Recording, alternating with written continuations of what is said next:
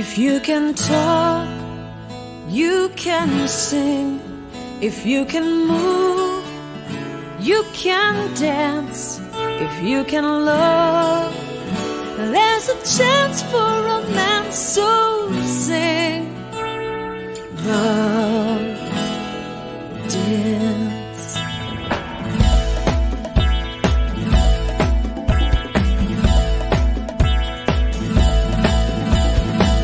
Too many lonely people playing it too safe, afraid to make a move, longing to get more out of life, but scared to try anything new. Are you willing to make some mistakes to get better? That's what it takes. If you can talk, you can sing.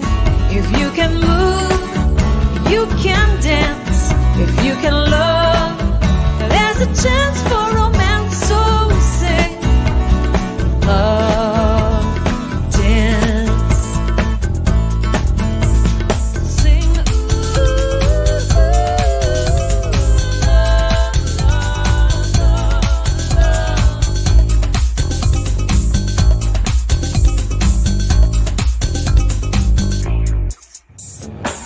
too many people on the sidelines of this world, not getting in the game. Every day you get another chance to play and never be the same. Are you willing to make some mistakes to get better? That's what it takes. If you can talk, you can sing. If you can move, you can dance. If you can love, there's a chance for romance. So sing, love, dance. Sing,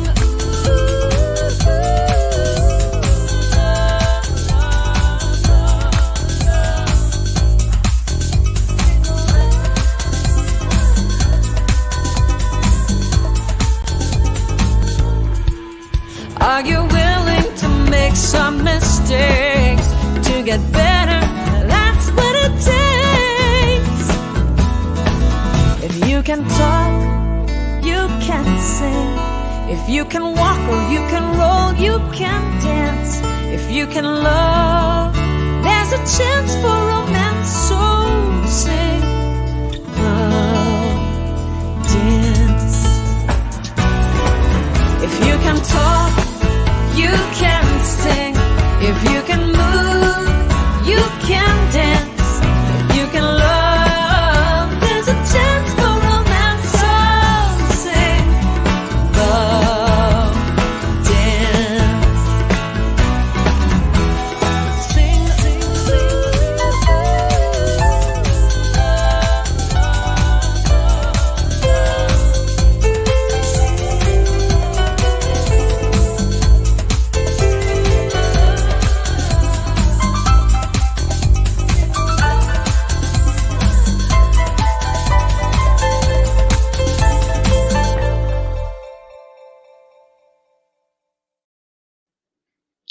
Good morning and welcome to Center for Spiritual Living, Midtown, Atlanta, and all over the place.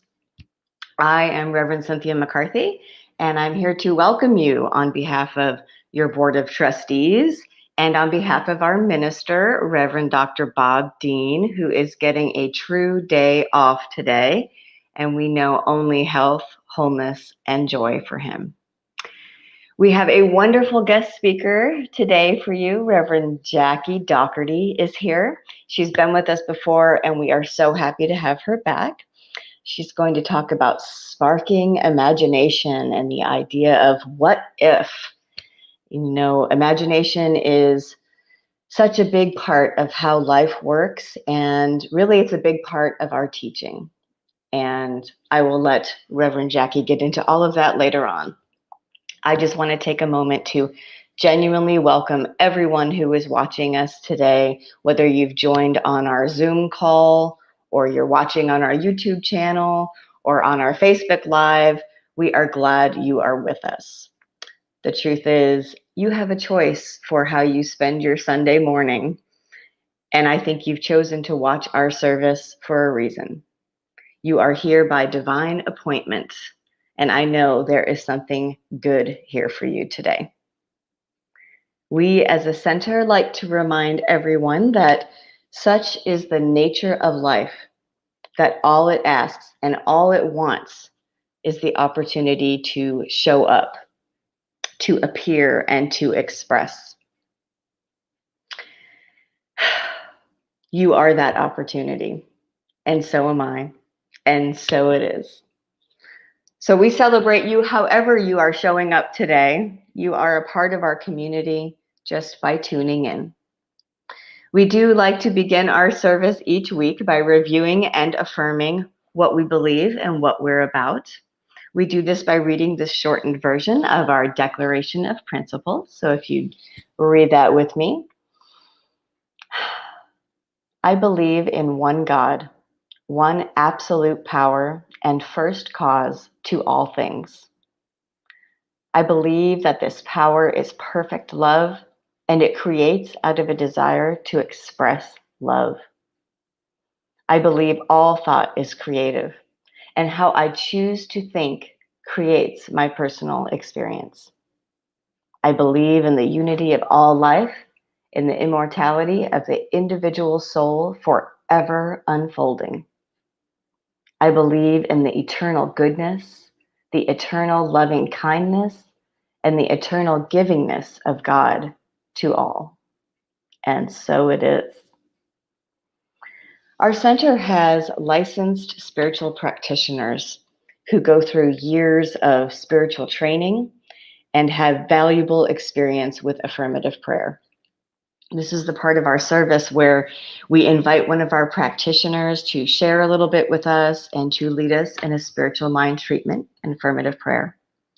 So if you please welcome Lee Huffman. Welcome, everybody. Thank you, Cynthia. I appreciate that. Many of you know that I love inspirational quotes. And our founder, Ernest Holmes, the founder of Religious Science and what is now Centers for Spiritual Living, is quoted in many places, and I enjoy reading all of them. But most of all, I enjoy reading from the book that Dr. Holmes created that is called The Science of Mind, or the Science of Mind textbook. This book is phenomenal. Yeah, I think you might be able to see it there. And it is the textbook. It is the foundation, although there's been a lot of other books written by Dr. Holmes and by other people that are related to the centers, and I love all of them. But let's start off with a few quotes, as I tend to do. Dr. Holmes said, "I am guided by the same intelligence and inspired by the same imagination that scattered the moonbeams across the waves and holds the forces of nature in its grasp." The same intelligence and the same imagination. In another quote, it says, "Expectancy speeds progress. Therefore, live in a continual state of expectancy." What expectancy are you living in? No matter how much good you're experiencing today, expect greater good tomorrow. Expect to meet new friends. Expect to meet new and wonderful experiences. Try this magic of expectancy, and you will soon discover a dramatic side of your work that gives full vent to constructive feelings. And the last quote is, "All the power of the universe is with you. Feel it, know it, and act as though it were true." Moving on to the textbook, I'm reading the definitive edition, which you see all my tabs from the classes and things like that. But on page 187, it says, "Never limit your view of life. Never limit your view of life by any past experience. The possibility of life is inherent within the capacity to imagine what life is, backed by the power to produce this imagery or divine imagination. It is not a question of failing or succeeding. It is simply the question of sticking to an idea until it becomes a tangible reality. We have looked at poverty, degradation, and misery until they have assumed gigantic proportions. Now we must look at harmony, happiness, plenty, prosperity, peace, and right action until they appear. I felt like that was a great paragraph for these times that we're in. And it's easy to focus on the negative. After all, that's what the media gets paid to do, is to take us into the negative. But let's look at the positive. Let's look at the wonderful things that are happening in life and the things that we can create because we are tapped into God, tapped into source. So I want to take us into a spiritual mind treatment. And spiritual mind treatment is nothing more than an affirmative prayer, a positive prayer, a prayer that affirms what we desire and what we know that God desires for us. Because God desires for us what we desire for ourselves. Spiritual it's easy for you to say. Spiritual mind treatment, or simply treatment, is actually a treatment of the mind of the person who is thinking it. It can be, if you wish, a treatment of your mind, but only if you accept it as if the thoughts are yours, because, as I said a few moments ago, all thought is creative, and how I choose to think creates my personal experience. My thoughts do not create your experience. Your thoughts do not create mine. But a spiritual mind treatment will help you guide your thoughts in a way that can be positive for you. So I'll speak this treatment in my own words. I'll speak it for myself. It is a treatment of my mind. And if you choose to accept any part of that treatment as your own, you can think these words for yourself and it will become yours. Together through treatment, we will agree what we know and think upon will manifest. So everything that we think will manifest. So let's get in a posture of a mindset of prayer. Maybe put your feet on the floor, uncross your arms and legs. Let's take a deep breath.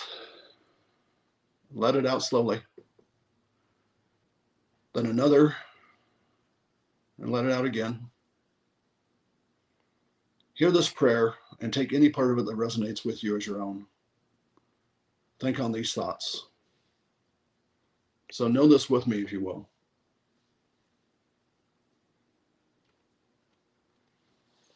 There is one God, one creator, one source, the first cause of all things. God is everywhere and in everything because God created everything. God is in me. God is in those around me.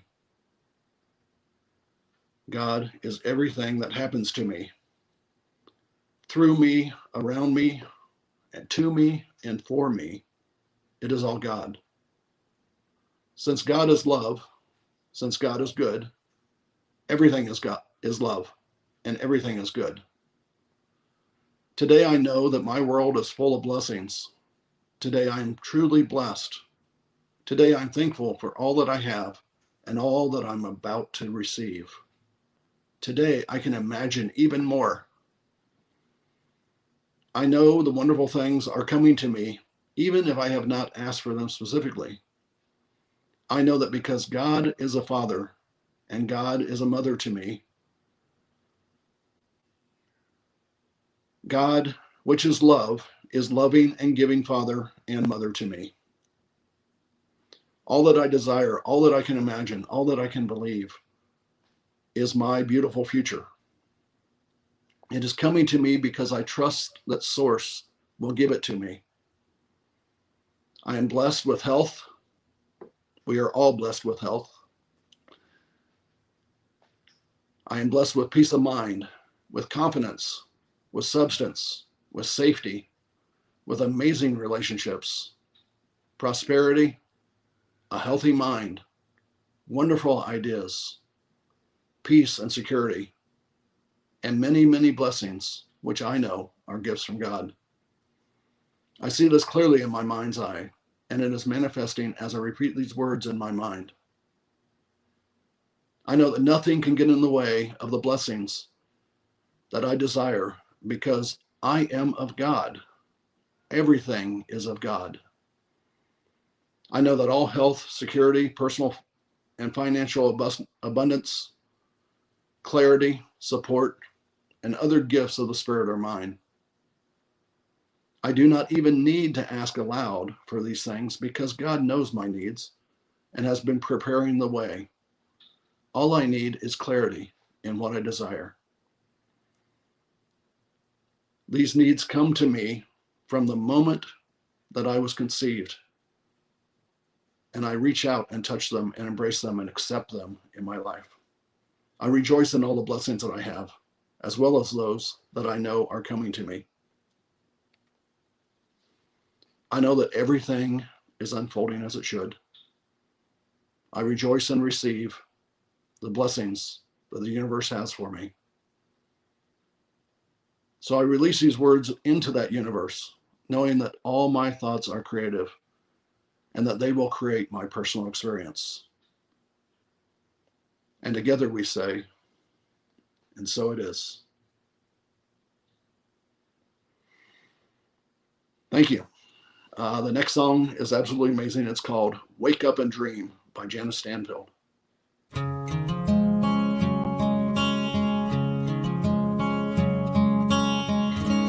Every life is meant for living.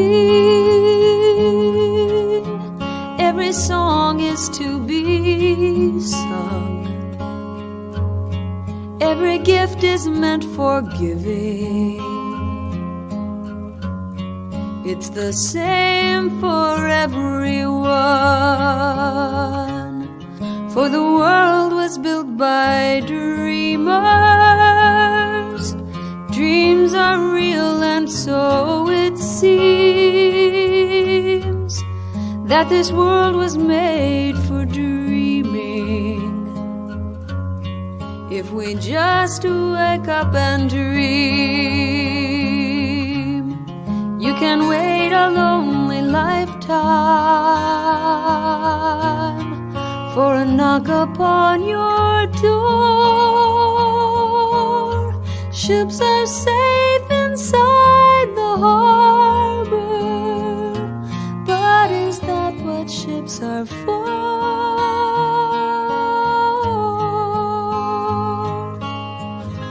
All the world was built by dreamers. Dreams are real, and so it seems that this world was made for dreaming. If we just wake up and dream, there's a time for every person. There's a space for everything, and from every situation, what we take is what we bring. You can wait a lonely lifetime for a knock upon your door. Ships are safe inside the harbor, but is that what ships are for?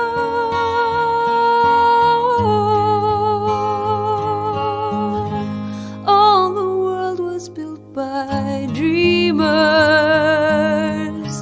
Dreams are real, and so it seems that this world was made for dreaming. If we just wake up and dream, all the world was made for dreaming. Can we help each other dream?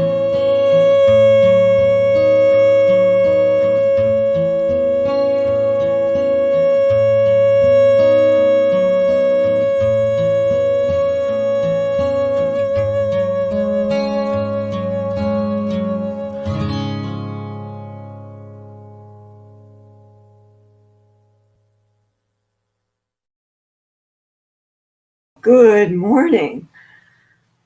Oh, how perfect that was. Beautiful, beautiful music, and so perfect for what we're going to be looking at today. Good morning. I am Rev Jackie Dougherty, and I'm really delighted and honored to be able to be with you today and to be speaking on this wonderful topic. The topic for this week from our organization is sparking the imagination. And it fits perfectly with everything we've been talking about and listening to today. Before we talk about sparking the imagination, I want to share with you a movie that I saw several years ago. Maybe some of you had seen it, called Letters to Juliet. It's a chick flick, by the way, in case any of you guys are wondering.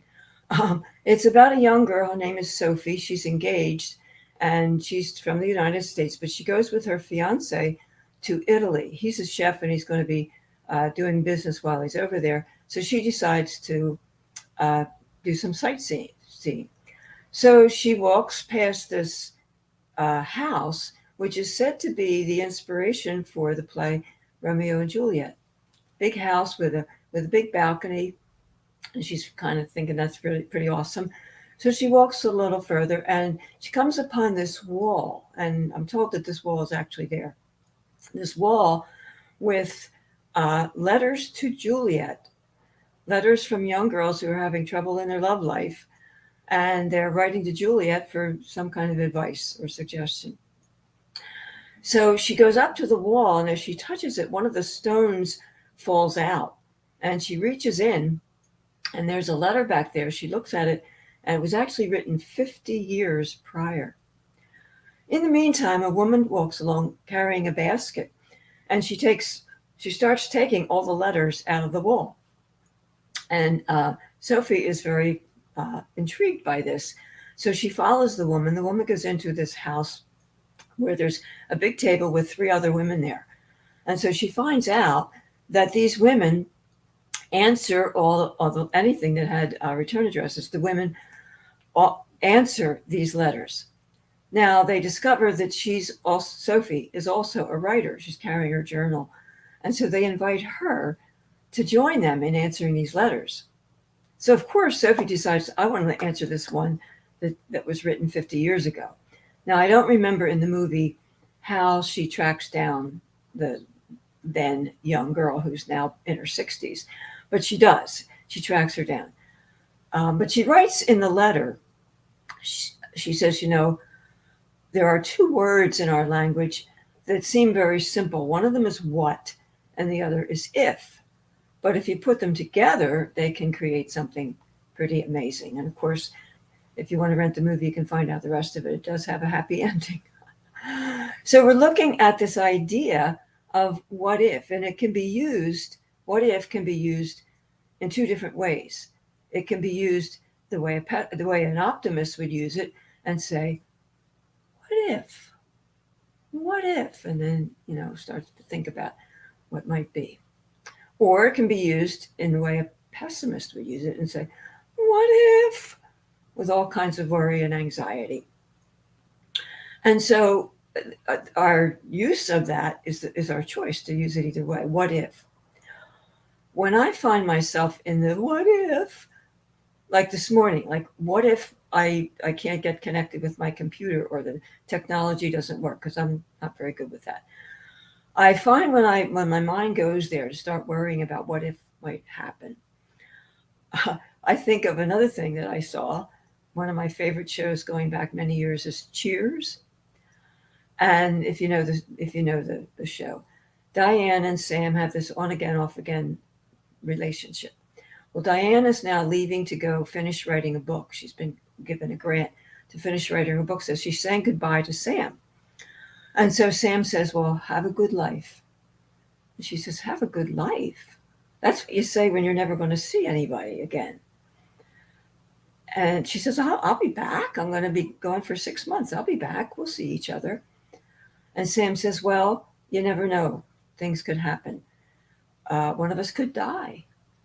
One of us could change our mind about all of this. One of us might get amnesia. And she looks at him and she says, none of those things will happen. None of those things will happen. I'll be back. Well, I love that phrase, even though it's from a silly little sitcom. But when I find my mind racing like that, what if the technology doesn't work and I can't get on it, etc. None of those things will happen. And we'll talk more about why that's safe to say none of those things will happen. It's kind of like Martin Luther King. I have a dream. What if we could all get along with each other? Children, adults, all different kinds. Robert Kennedy said this. He was quoting George Bernard Shaw. He said, "Some men see things as they are and ask why. I dream of things that never were and ask, why not?" Great quote. Another quote I'm sure you've heard is from Einstein, who said, "Imagination is more important than knowledge." Now, here's a great scientific mind who's certainly delving into all kinds of knowledge. And he's saying imagination is more important. Why? Well, because as you've heard today already, and Reverend Lee said in his treatment, that thought is creative. I know you know that. So knowledge is about what we already know. It's what we've already seen and learned, or what has already been. It's very valuable. It's very valuable. But if we only think about what we already know, if we only apply the things that we learned in our education or from our experience, we just keep creating from the same things. So we don't really create anything new. We can't move forward into anything new. So what Einstein meant when he said that imagination was more important, he meant we need to go beyond what's already known. There's a story that a teacher took her class of children to meet Einstein at Princeton. And one of the children said, "Mr. Einstein, how can we get to be as smart as you are?"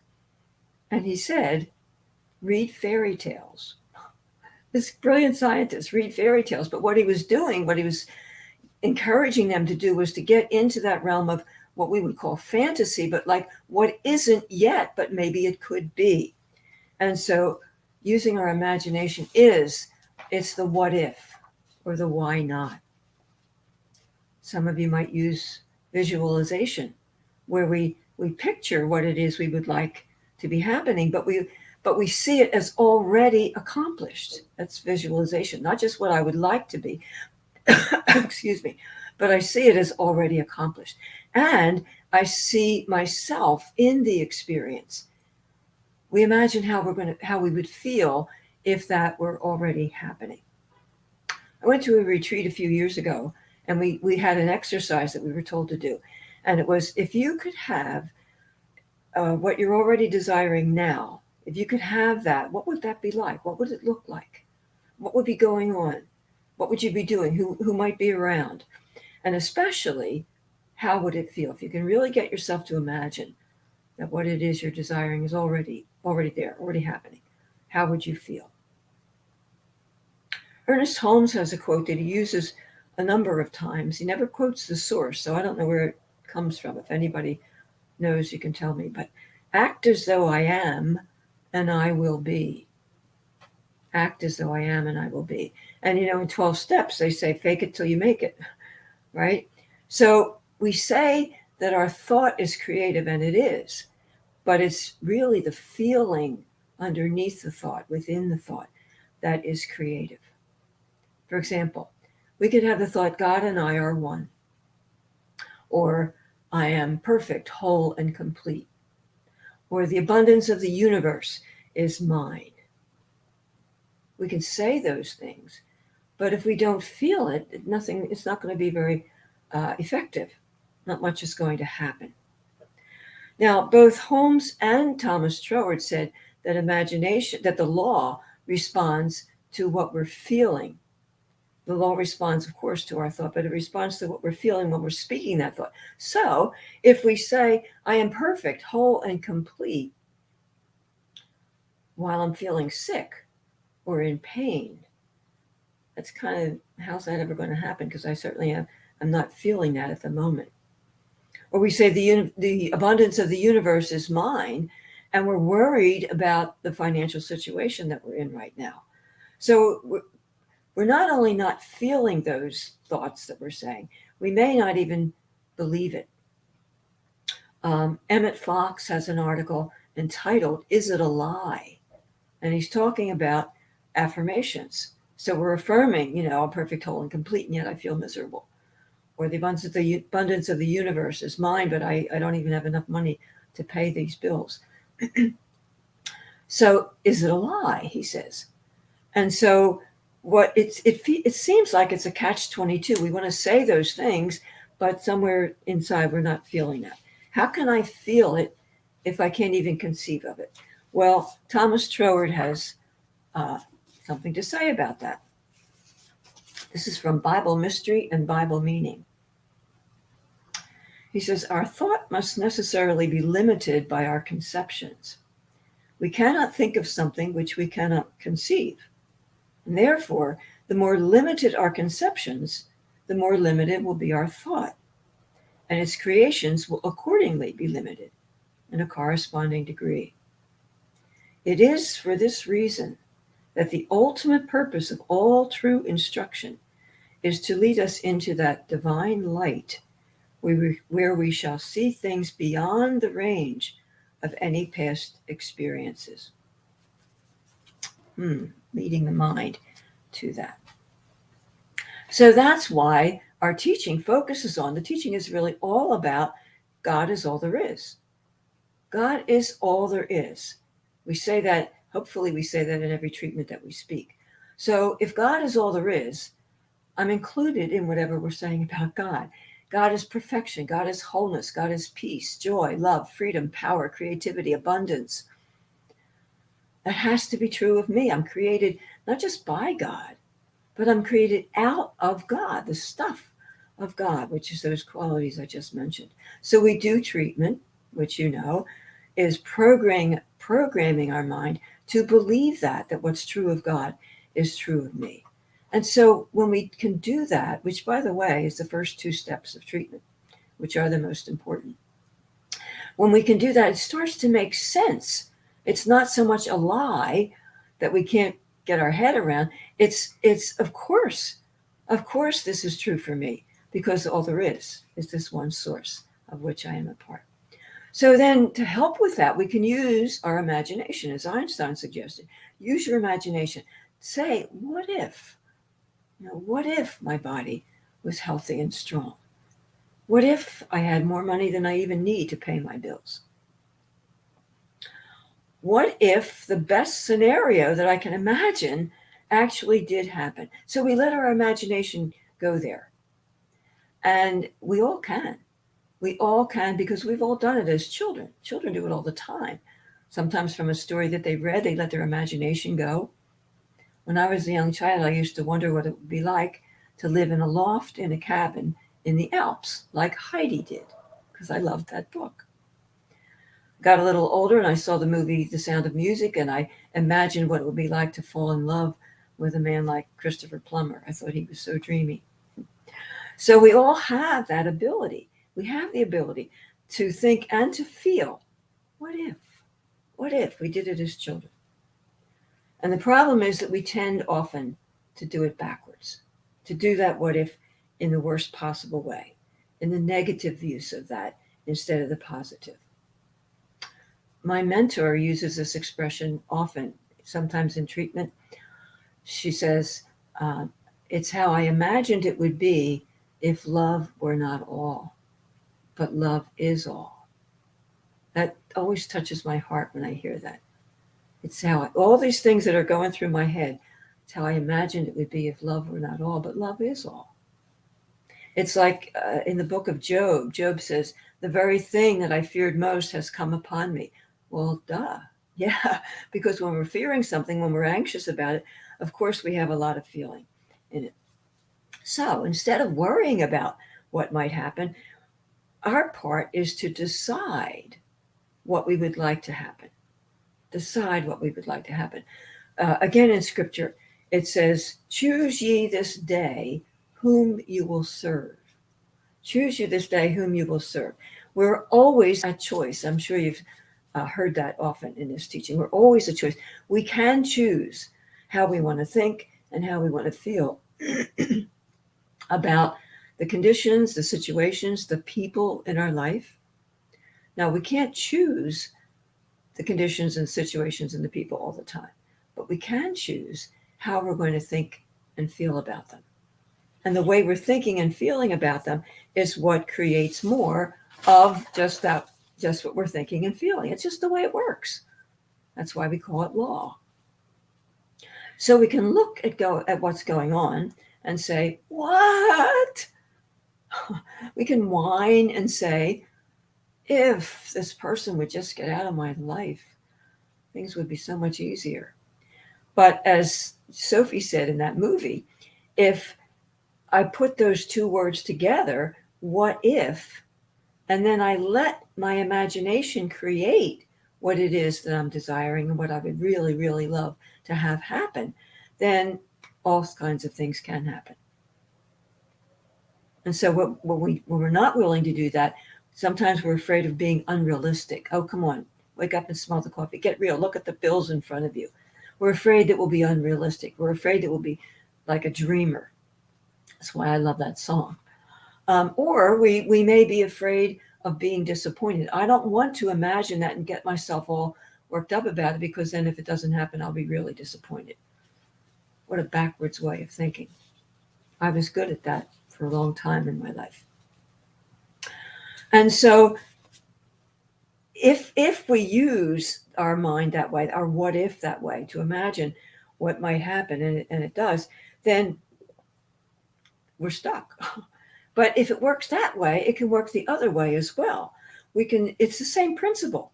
When we're in the negative, the feeling is often strong. But if we let the imagination go into something, boy, that would be so wonderful. Wouldn't that be wonderful? Then the law is going to respond to that feeling. So that's, again, why I love that song. Let's not be afraid to dream. We're in good company with Martin Luther King, with Robert Kennedy, with Einstein, with Alexander Graham Bell, the Wright brothers, Steve Jobs. Any invention or innovation that has ever come about most likely started with, what if? What if there could be a vehicle that actually flies? Well, we not only have planes, but we've got things going all over the whole universe flying around. What if? So, and again, I keep coming back to that song, but there's a wonderful poem called Dreamers, and I'm going to show it to you. I cut it off of a box of tea. It's called Dreamers, and it's by Arthur O'Shaughnessy. We are the music makers, and we are the dreamers of dreams, wandering by lone sea breakers and sitting by desolate streams. World losers and world forsakers, on whom the pale moon gleams. Yet we are the movers and shakers of the world forever, it seems. I love that. We're not loser in the sense of loser, but losing the world, losing all that appears to just have been, and just dreaming what just might be. So that's the movers and shakers of the world are the ones who were dreamers, who could go beyond what already is. They were often ridiculed, or they were thought they were eccentric or crazy. But look what happened with so many of them. So if our what if is based on reality, capital R reality, which is what? We said it earlier: life, freedom, power, joy, abundance, creativity. If we're basing our what if on that, which are the real stuff of life, the stuff of God, then all the power of the universe is behind us, because that is actually the truth. And even if our what if doesn't come about the way we thought it would, and sometimes that happens, the good thing is that it got our imagination going. And usually what shows up is not only good, but it's often better than what we might have thought could happen. Choose ye this day whom you will serve. Will you serve the possibility of problems and complications, or will you serve the possibility of something wonderful? That's the choice. That's the choice that's ours. What if something wonderful could happen to you. Whatever that wonderful thing is, whether it has to do with your health and your body, or your finances, or your relationships, or your way of expressing yourself in the world. What if something really, really wonderful could happen to you? Well, it could. It certainly could, because as you hear, I'm sure you hear this every week, such is the nature of life.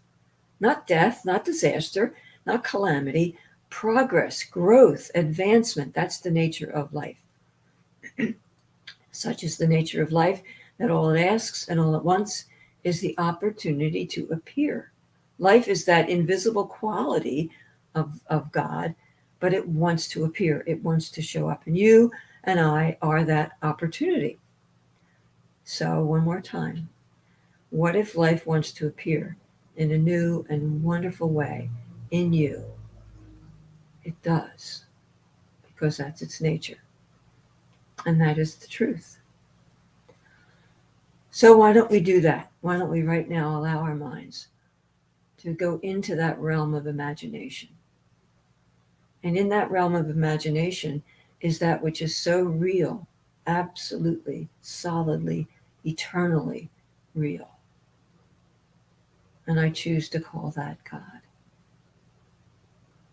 I know that all that is true of God, that beauty, that goodness, that harmony, that order, that joy, that freedom, that power, that creativity,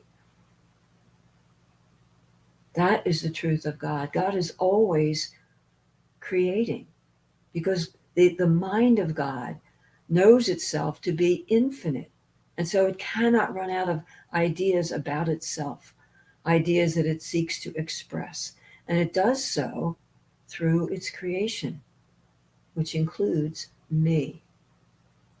I am a brilliant idea in the mind of God.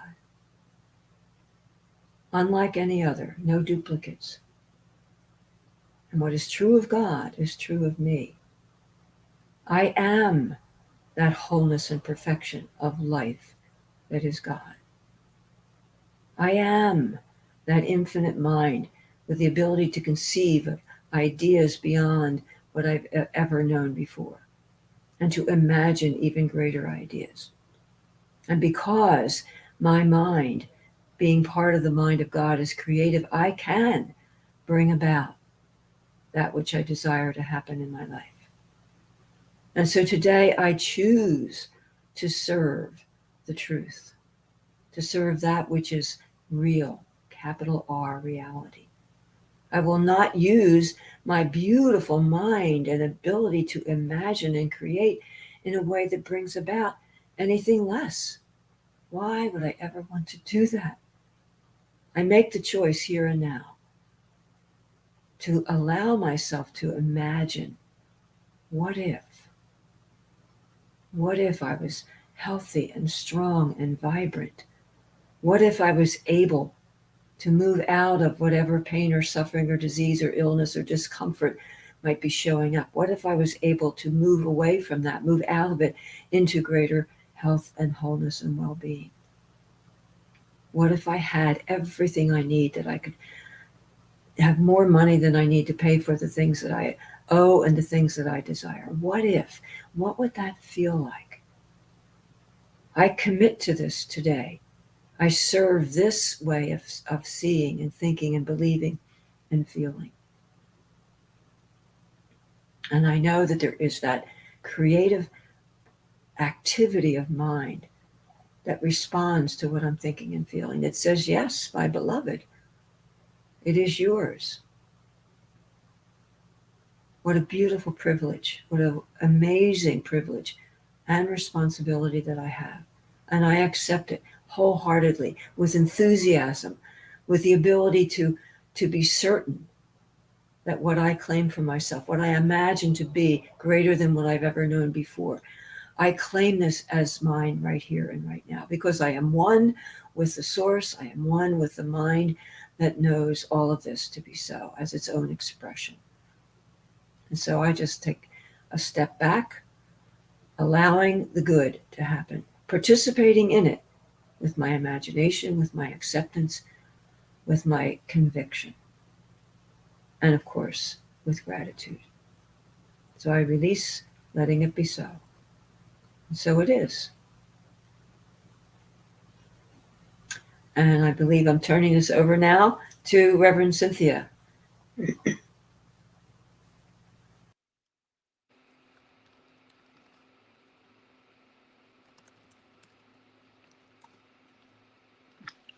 Okay.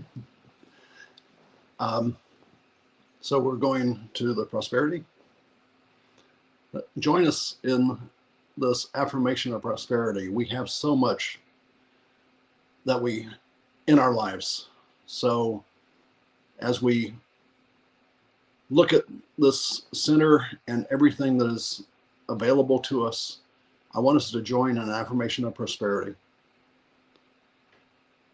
I live in a universe of abundance.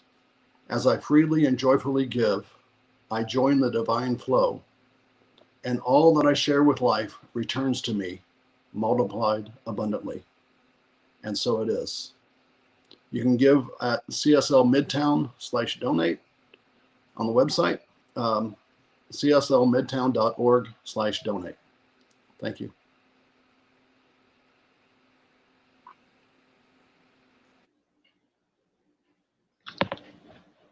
Do we have announcements? I thought we had announcements.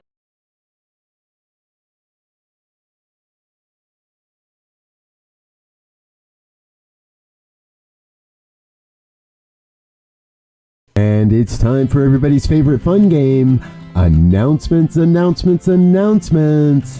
Hey, stay in touch with the Center for Spiritual Living Midtown through our newsletter. Get one email a week, letting you stay informed. And please subscribe when visiting YouTube to our YouTube channel. Those subscriptions go a long way. And while you're on your social media, why not give us a like and a share on Facebook? Let your friends know what we're doing. Invite them to come watch our services with you. And join us on our Zoom room throughout the week. We offer a variety of Zoom interaction opportunities each and every week here as part of the Center for Spiritual Living Midtown. 10 a.m. Sundays, our discussion group around the 365 Science of Mind book. Every Sunday, 12 noon Sundays, our community fellowship immediately following our Sunday services, and 12 noon on Tuesday, our online empowerment opportunity. The access information remains the same for all of our Zoom experiences. If you need access, please visit cslmidtown.org and you'll find access information on our website. Join us on any of our Zoom opportunities throughout the week. And while you're with us, be sure to connect with one of our professional practitioners. These are folks that are highly trained to support you along your spiritual journey. You can learn more on our website about our professional practitioners. Just head over to cslmidtown.org, click on About and Practitioners. Then you'll see their bios and a way to reach them and learn a little bit more about each of them. And please send us your prayer requests. Click on the Home tab and look for Affirmative Treatment Prayer Requests. Fill out the form, send it off, and get our professional practitioners praying for you each and every day. All right.